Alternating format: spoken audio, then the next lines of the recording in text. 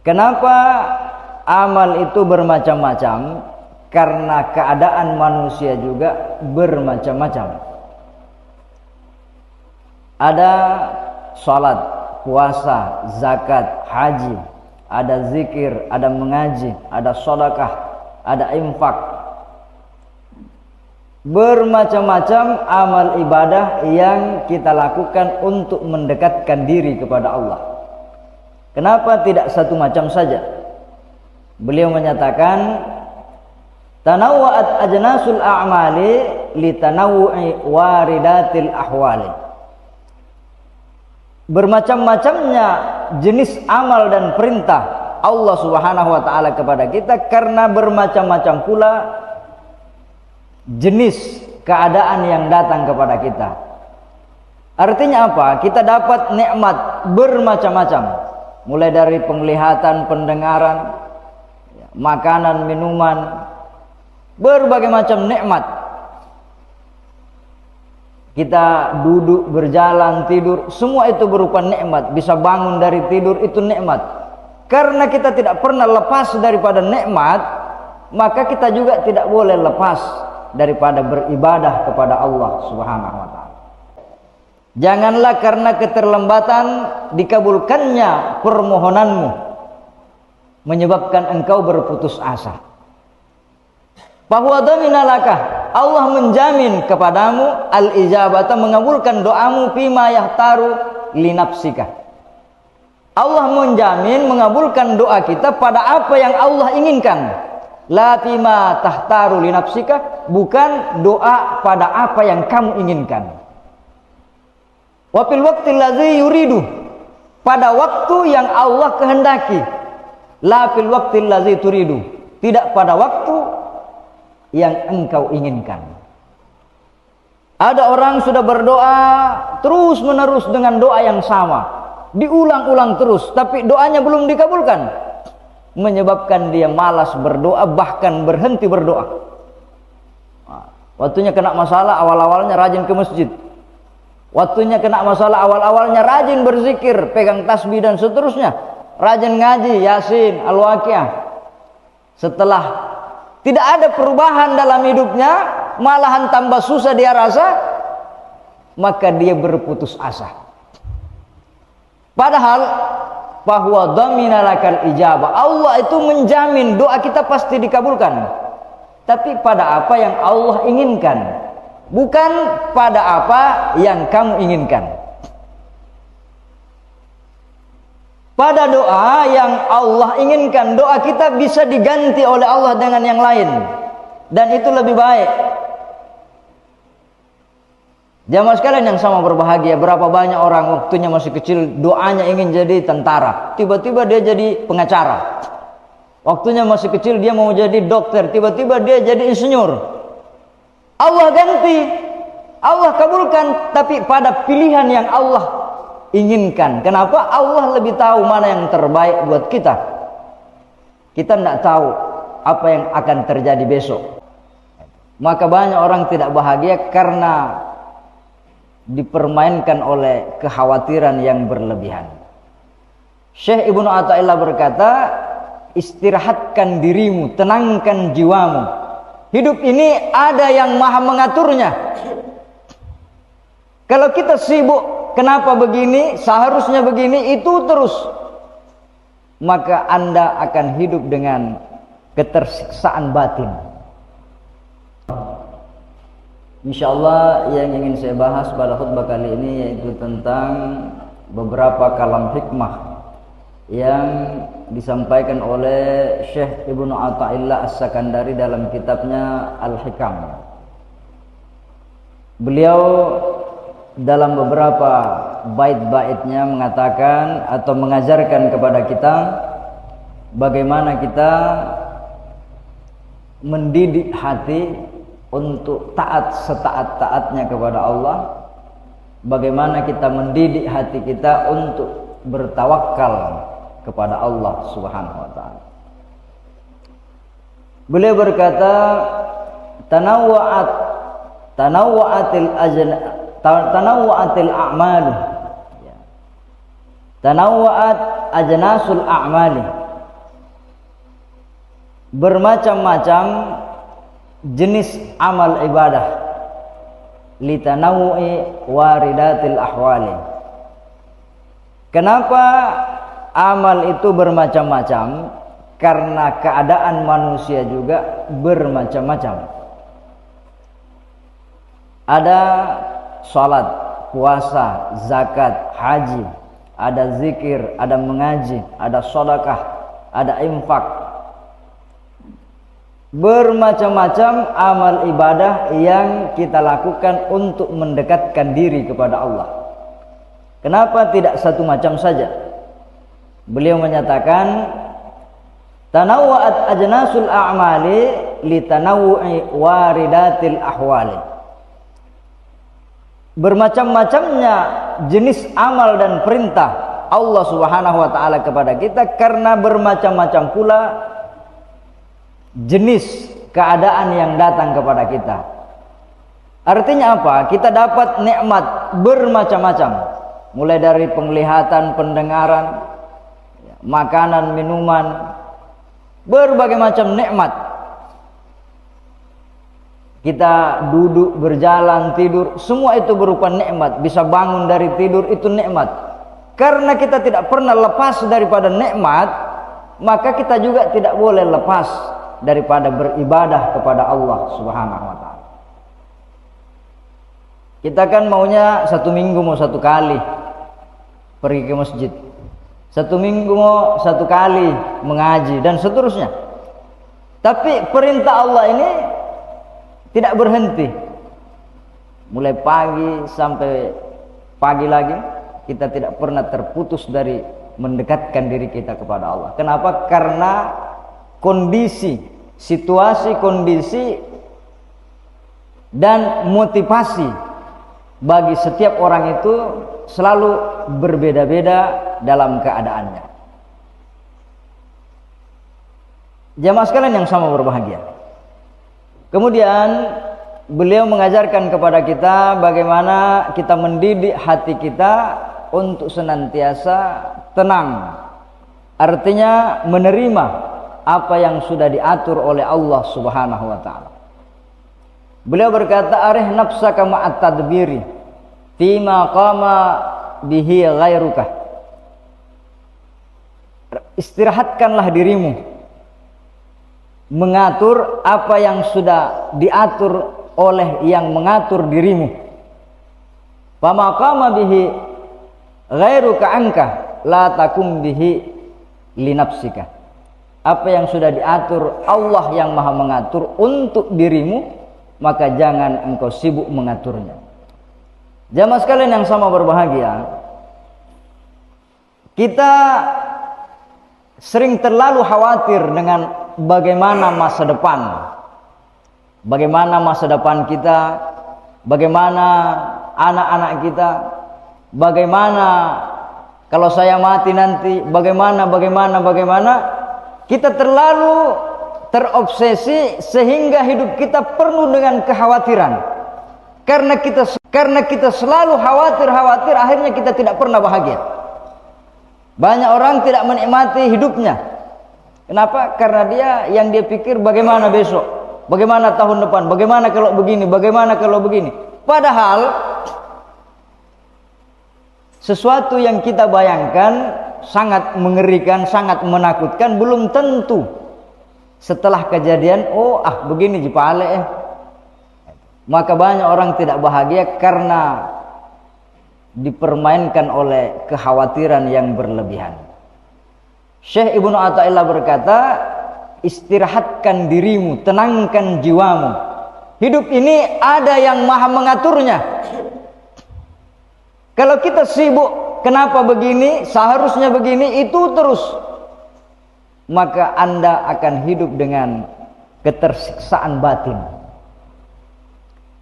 Kemudian beliau melanjutkan bahwa kita sering karena terlalu khawatir, akhirnya apa? Kita sibuk menghabiskan waktu dan tenaga kita kepada sesuatu sebenarnya yang sudah diatur dan dijamin oleh Allah. Padahal ada tuntutan Allah yang harus kita tunaikan, tapi menjadi lalai darinya karena kita berlebihan dalam mengejar apa yang kita anggap cita-cita, apa yang kita khawatirkan di masa yang akan datang. Beliau berkata, ijtihaduka fima dhumina laka,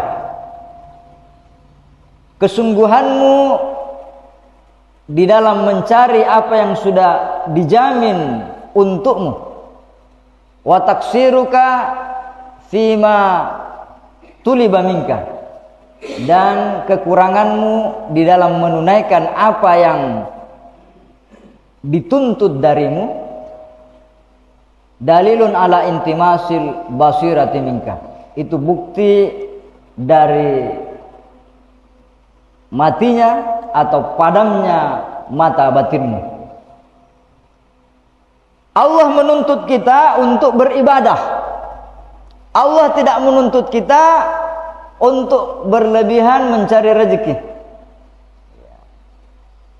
Allah sudah menjamin rezeki. Bayangkan 9 bulan lamanya kita dalam rahim ibu, dijamin rezeki kita.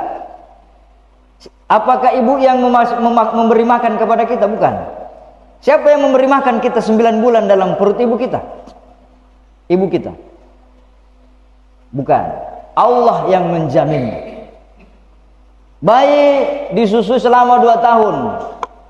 Apakah ibunya yang menjamin rezekinya? Bukan. Berapa banyak bayi yang lahir ibunya sudah meninggal sebelum dia mengenal ibunya. Apakah dia masih hidup? Apakah dia masih bisa jadi orang hebat? Iya. Kenapa? Allah yang menjaminnya dan Allah yang mengatur perjalanan hidupnya. Kita terlalu khawatir seolah-olah kita yang menguasai segala sesuatu. Maka beliau berkata, kamu berlebihan menuntut apa yang sudah dijamin oleh Allah. Kita berlebihan mencari rezeki untuk memperbaiki masa depan, padahal masa depan itu bukan kita yang tentukan, Allah. Siapa yang pernah bayangkan Gibran mau jadi wapres? Tidak ada. Dia hanya penjual pisang goreng, penjual martabak. Tapi apa? Allah yang sudah mengatur perjalanan hidup setiap orang. Maka jangan engkau berlebihan sehingga taksiruka fima tuliba minka, ada kewajiban yang dituntut oleh Allah kepadamu tapi engkau tidak menunaikannya. Ada puasa, ada salat, ada zakat, ada salat berjemaah, ada silaturahim dan seterusnya. Tapi karena sibuk harta melulu, masa depan melulu, akhirnya apa yang dituntut oleh Allah kita lalaikan. Ini bukti bahwa hati kita mati. Kalau kita masih lebih rajin pergi menjemput rezeki, lebih rajin pergi ke kebun daripada rajin untuk beribadah, berarti hati kita ini belum hidup, belum bercahaya. Kenapa? Karena terbalik. Ada yang satu dijamin, yang satunya tidak dijamin. Tapi kita lebih memburu yang sebenarnya sudah dijamin oleh Allah Subhanahu wa ta'ala. Coba Anda bayangkan makhluk cicak yang kita lihat di dinding, rezekinya itu makanannya adalah kupu-kupu atau nyamuk yang terbang. Cicak ini tidak bisa terbang, tapi yang dia makan adalah makhluk yang terbang. Kenapa dia bisa makan sesuatu yang terbang? Karena Allah yang menggiring makanannya datang kepadanya. Menyala lampu, datanglah kumbang-kumbang itu, datanglah kupu-kupu itu, datanglah nyamuk mengerubungi lampu itu. Akhirnya tanpa sadar dia dekat dengan sang pemangsanya. Siapa yang menggiringnya ke sana? Allah yang mengaturnya. Cicak saja makanannya tidak masuk akal. Makhluk yang terbang sementara dia tidak bisa terbang, tetapi tidak ada cicak mati kelaparan. Jamaah sekalian yang sama berbahagia. Yang selanjutnya, bagaimana kita tidak berputus asa dalam bertawakal kepada Allah Subhanahu wa taala. La yakun ta'akhuru amdil ata' ma'al ilha'i fid du'a mujiban liya'sika. Janganlah karena keterlambatan dikabulkannya permohonanmu menyebabkan engkau berputus asa. Bahwa dhaminalaka, Allah menjamin kepadamu al-ijabata, mengabulkan doamu fima yahtaru li nafsika. Allah menjamin mengabulkan doa kita pada apa yang Allah inginkan. La fima tahtaru li nafsika, bukan doa pada apa yang kamu inginkan. Wa fil waqtil ladzi yuridu, pada waktu yang Allah kehendaki. La fil waqtil ladzi turidu, tidak pada waktu yang engkau inginkan. Ada orang sudah berdoa terus menerus dengan doa yang sama, diulang-ulang terus, tapi doanya belum dikabulkan, menyebabkan dia malas berdoa, bahkan berhenti berdoa. Waktunya kena masalah, awal-awalnya rajin ke masjid. Waktunya kena masalah, awal-awalnya rajin berzikir, pegang tasbih dan seterusnya, rajin ngaji Yasin, Al-Waqiah. Setelah tidak ada perubahan dalam hidupnya, malahan tambah susah dia rasa, maka dia berputus asa. Padahal bahwa dhamina lakal ijabah, Allah itu menjamin doa kita pasti dikabulkan, tapi pada apa yang Allah inginkan, bukan pada apa yang kamu inginkan. Pada doa yang Allah inginkan, doa kita bisa diganti oleh Allah dengan yang lain, dan itu lebih baik. Jamaah sekalian yang sama berbahagia, berapa banyak orang waktunya masih kecil doanya ingin jadi tentara, tiba-tiba dia jadi pengacara. Waktunya masih kecil dia mau jadi dokter, tiba-tiba dia jadi insinyur. Allah ganti, Allah kabulkan, tapi pada pilihan yang Allah inginkan. Kenapa? Allah lebih tahu mana yang terbaik buat kita. Kita tidak tahu apa yang akan terjadi besok, maka Allah yang lebih tahu apa yang terbaik buat kita. Wa fil waqtil ladzi yuridu, Allah mengabulkan doa kita, iya, dijamin diijabah doa tak, tapi pada waktu yang Allah kehendaki, bukan pada waktu yang kita inginkan. Kita mau hari ini, kita mau bulan depan, kita mau besok. Allah Maha mengetahui kapan waktu doa kita akan dikabulkan oleh Allah Subhanahu wa taala. Nabi Musa alaihissalam bersama Nabi Harun, dia berdoa selama 40 tahun agar umat Bani Israel itu beriman kepada Allah. Setelah 40 tahun dia tidak pernah berhenti berdoa, baru dikabulkan. Dalam surah Yunus dikatakan, qad ujibat da'watukuma fastaqima wala tattabi'ani sabilal ladzina la ya'lamun. Qad ujibat da'watukuma, wahai Musa dan Harun, sungguh telah dikabulkan doamu berdua. Maka istiqamalah kamu, tetap istiqamah di jalan Allah, dan jangan kamu mengikuti jalan orang yang tidak berpengetahuan, orang yang tidak mengenal Allah sama sekali. Jamaah Jumat rahimakumullah. Maka ibadah doa itu adalah penghambaan diri kita kepada Allah Subhanahu wa taala, bahwa kita mengakui kita ini hamba tidak berdaya, maka kita tetap bermohon kepada Allah yang maha, Allah sebagai Tuhan kita yang maha mengatur. Maka doa itu adalah bentuk pengabdian yang tertinggi. Mukhul ibadati ad-du'a, intinya ibadah adalah doa. Tapi doa itu tadi pada apa yang Allah inginkan dan pada waktu yang Allah tetapkan, bukan pada apa yang kita inginkan, bukan pada waktu yang kita tetapkan. Kemudian doa itu semakin sering kita mengulang-ulangi doa kita. Dalam hadis Rasulullah menjelaskan bahwa Allah senang mendengar rintihan orang-orang yang berdoa. Sebagaimana seorang ibu kadang tersenyum ketika mendengar tangis bayinya. Kenapa? Ya, kelihatannya lucu, kelihatannya menggemaskan, kelihatannya membawa suara yang menggetarkan jiwa. Begitulah orang-orang saleh. Dia jadikan doa itu diulang terus menerus untuk menjadi suatu keindahan yang didengarkan oleh Allah Subhanahu wa taala. Barakallahu li wa lakum fil Qur'anil azim wa nafa'ni wa iyyakum bima fihi minal ayati wa dzikril hakim. Aqulu qouli hadza wa astaghfiruh innahu huwal ghafurur rahim.